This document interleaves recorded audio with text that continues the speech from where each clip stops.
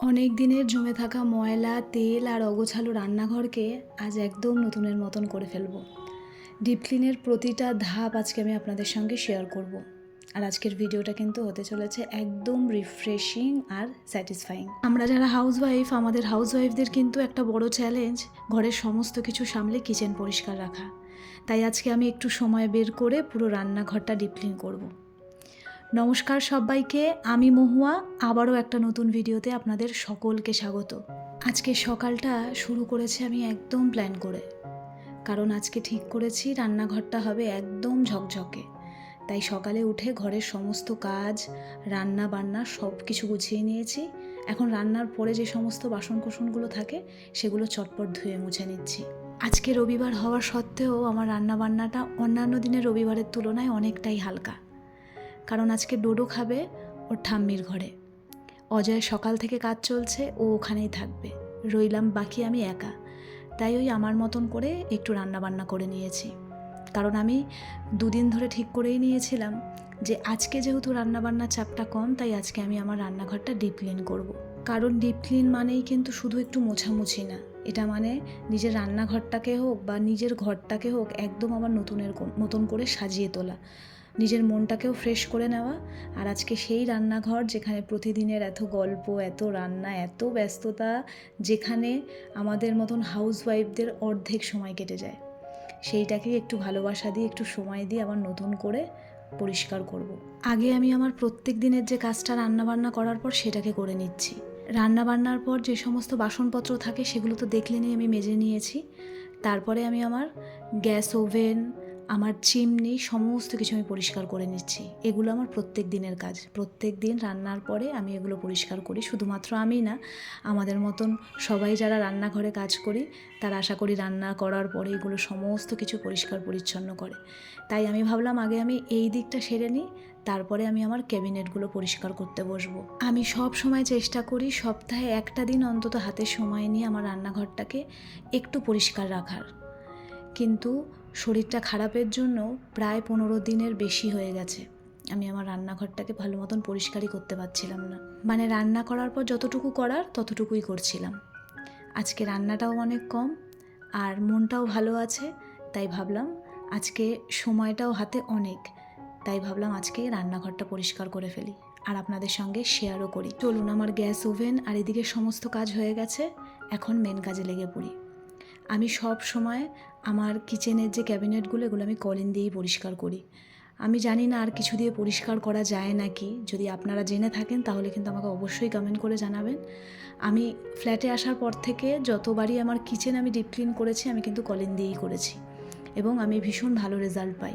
আমার কিচেনে যেহেতু ডিপ কালার আর light colour mix and match করেই তৈরি করা, তাই ডিপ কালারগুলোতে যদি একটু হালকা দাগও লাগে অতটা বোঝা যায় না, কিন্তু এই যে হোয়াইট কালারগুলো দেখছেন, এগুলোতে এক ফোঁটা জলের দাগ পড়ে গেলে যদি সেটাকে না মোছা হয়, দেখতে প্রচণ্ড বাজে লাগে। তাই বেশ কয়েকদিন ধরে মনটা ভালোই লাগছিল না, যে ভাবছিলাম কবে আমি রান্নাঘরটা একটু ভালো করে পরিষ্কার করব। আসলে রান্নাঘরটাকে আমি কখনোই শুধু একটা ঘর ভাবি না, এটা আমার ভালোবাসার জায়গা, আমার যত্নের জায়গা, পরিবারের হাসির জায়গা। এইখানেই প্রতিদিন তৈরি হয় আমার প্রিয় মানুষগুলোর জন্য ভালোবাসা মেশানো খাবার, একটু মশলা, একটু যত্ন আর অনেকটা ভালোবাসা দিয়ে আমরা যারা হাউসওয়াইফরা দিনের অনেকটা সময় কিন্তু এই রান্নাঘরেই কাটাই। তাই এটা শুধু পরিষ্কার রাখার জন্য না, নিজের মনটা ভালো রাখার জন্য পরিষ্কার রাখা খুব জরুরি। প্রত্যেক দিন রাত্রিবেলা ঘুমোতে যাওয়ার আগে যখন আমি রান্নাঘরটা একদম পরিষ্কার পরিচ্ছন্ন করে রেখে ঘুমাতে যাই এবং পরদিন সকালবেলা উঠে যখন অত সুন্দর রান্নাঘরটা গোছানো দেখি, বিশ্বাস করুন আমার মনটা এমনি অর্ধেক ভালো হয়ে যায়, ভেতর থেকে একটা ফ্রেশ ফিল হয়। আর সেই রান্নাঘরে সকালে উঠে কাজ করার মজাটা আরও দ্বিগুণ বেড়ে যায়। আপনাদের সামনেই কিন্তু আমি আমার নিচের সমস্ত ক্যাবিনেটগুলো কলিন দিয়েই পরিষ্কার করছি, আর আপনারা দেখতেই পাচ্ছেন কত সুন্দর পরিষ্কার হচ্ছে। আমি ভীষণ স্যাটিসফাইড, এই কলিন দিয়ে যখন পরিষ্কার করি একদম আমার মনের মতন পরিষ্কার হয়। তবু আমি আপনাদের কাছে জানতে চাইছি, যদি এর থেকেও কোনো বেটার অপশান থাকে আপনারা কিন্তু অবশ্যই আমাকে জানাবেন। তবে চিমনির কথা যদি আমি আপনাদেরকে বলি, নর্মাল যখন আমি চিমনি পরিষ্কার করি তখন তো আমার লিকুইড সোপ দিয়ে হয়ে যায়, কিন্তু যখন চিমনিটা ডিপ ক্লিনিংয়ের ব্যাপার আসে তখন কিন্তু লিকুইড সোপে একদমই হয় না। তখন কিন্তু আমাকে কেরোসিন তেল ইউজ করতে হয়। এটা যেহেতু আমি আগে জানতাম না, তাই প্রথমবার আমার লিকুইড সোপ দিয়ে কিচেন ডিপ ক্লিনিং করতে গিয়ে কিন্তু লেজে গোবরে অবস্থা হতে হয়েছিল। পরে আমাকে আমার মা বলল যে কেরোসিন তেল ইউজ করতে। তারপর যখন আমার চিমনি সার্ভিসিংয়ের জন্য লোক আসলো, তখন দেখলাম তারাও কেরোসিন তেলই ইউজ করে। তাই চিমনি ডিপ ক্লিনিংয়ের জন্য অবশ্যই কেরোসিন তেল ইউজ করা উচিত। আপনাদের সঙ্গে গল্প করতে করতে আমার অনেকটা কাজ এগিয়ে গেছে। তবে উপরের যে ক্যাবিনেটগুলো, ওইটা আমার যত দূর হাত যাচ্ছে আমি পরিষ্কার করছি, আর বাদবাকি একদম উপরেরগুলো যেখানে আমি পারবো না করতে, সেগুলো অজয় করে দেবে। ও প্রত্যেকবারই তাই করে। নিচের দিকগুলো আমি করি, উপরের দিকগুলো ও করে দেয়। ও বাড়ি এসে গেছে, একটা কাজে ব্যস্ত রয়েছে, সেটা হয়ে গেলে বলল আমি করে দেবো, তুমি রেখে দাও। অনেক বড় একটা কাজ সারলাম আজকে, জানেন। অনেক দিন ধরে ভাবছিলাম আমি আমার এই ক্যাবিনেটগুলো, আমার কাউন্টার টপগুলো আমি একটু ভালো করে পরিষ্কার করব, তো সময় হচ্ছিল না। আজকে একদম সঠিক সময়ে আমি পুরো আমার কাজগুলোকে সেরে নিয়েছি। একটা জিনিস আমি লক্ষ্য করলাম, যখন আমি ভাড়া বাড়িতে ছিলাম তখন তো উইদাউট চিমনি রান্নাবান্না করতাম, কিন্তু এখন চিমনি আসার পরেও রান্নাঘর যে একদম অয়েল ফ্রি থাকবে সেটা কিন্তু কখনোই নয়। তবে কম বেশি চিমনি থাকলেও কিন্তু রান্নাঘরের আশেপাশের প্রত্যেকটা জিনিসে তেল চিটে ভাব হয়। তাই আমার মতে অল্প থাকতে থাকতে যদি পরিষ্কার করে নেওয়া যায়, তাহলে পরে গিয়ে অত খাটনি হয় না।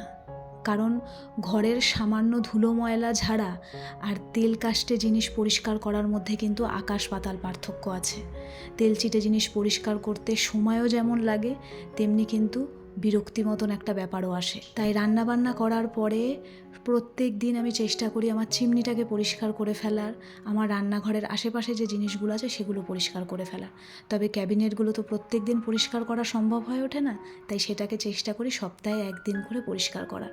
আজকে অনেক দিন পর করলাম, তবে আবারও আগের মতন ছন্দেই ফিরবো, প্রত্যেক সপ্তাহে একবার করে পরিষ্কার করব।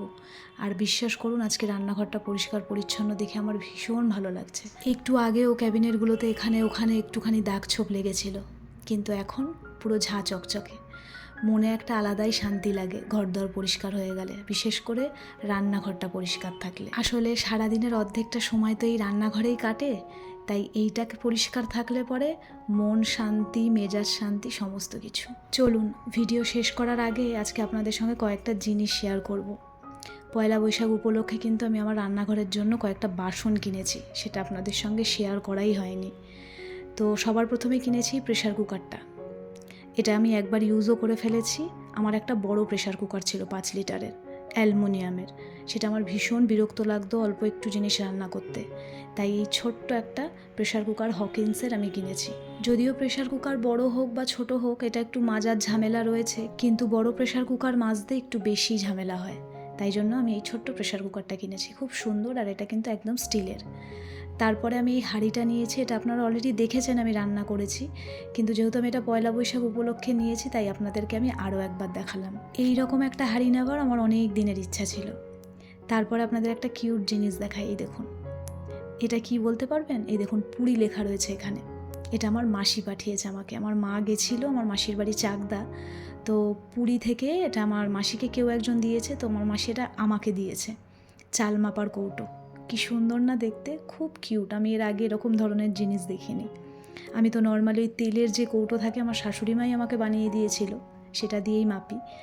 তো চলুন, এইবার আপনাদেরকে আমি দেখাবো একটা দারুণ জিনিস, একদম last but not the least. আমার অনেক দিনের একটা ইচ্ছে ছিল এই একটা কড়াই নেওয়ার, নীলনের হানিকম যে কড়াইগুলো হয়। এটা আমি এখনও অবধি ব্যবহার করিনি, শুধুমাত্র আপনাদের সঙ্গে শেয়ার করব বলে ফাইনালি আজকে আপনাদেরকে দেখালাম। এটা আমার একটা ছোট্ট ইচ্ছে পূরণ। মানুষের তো অনেক ইচ্ছে থাকে, তো আমার এই কড়াইটা নেওয়ার ভীষণ ইচ্ছা ছিল। যখনই দেখতাম আউট অফ স্টক হয়ে যেত, তাই স্টক ব্যাক হওয়ার পরেই আমি সাথে সাথে অর্ডার করে দিয়েছি। তো এই ছিল আমার পয়লা বৈশাখের রান্নাঘরের কেনাকাটা।